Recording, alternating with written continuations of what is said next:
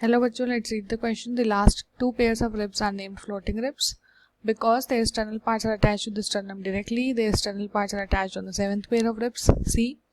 Their external parts remain free and do not even reach the sternum. None of the above. Okay.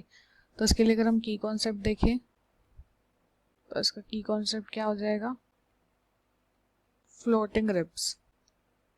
Okay. तो floating ribs क्या होती है? Total 12 pair होते हैं ribs के. जो 11th और 12th होता है हमारा वो होता है फ्लोटिंग रिब्स.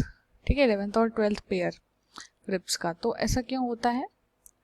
देखो होता क्या है, ये स्टर्नम जहाँ से इसमें अटैच होते हैं हमारे रिब्स और ये आते कहाँ से हैं?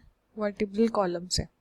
ठीक है, इनिशिएट होते हैं वर्टिब्रल कॉलम से और इस तरीके से ज्वाइन होते हैं.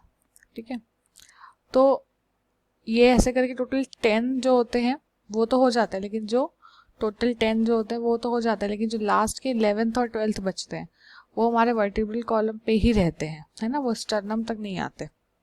ठीक है, vertebral column, this is kind of vertebral column.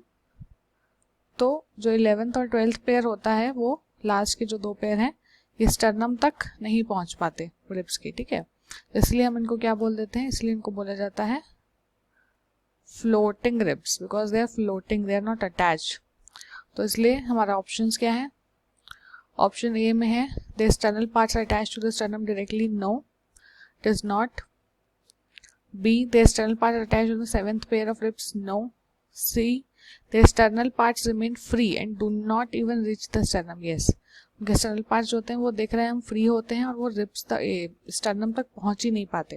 Okay, सो इसलिए हमारा करेक्ट ऑप्शन क्या हो जाएगा? Option number C. और डी तो है none of the above.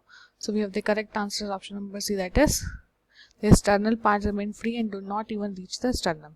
Okay, hope you understood it well. Best of luck.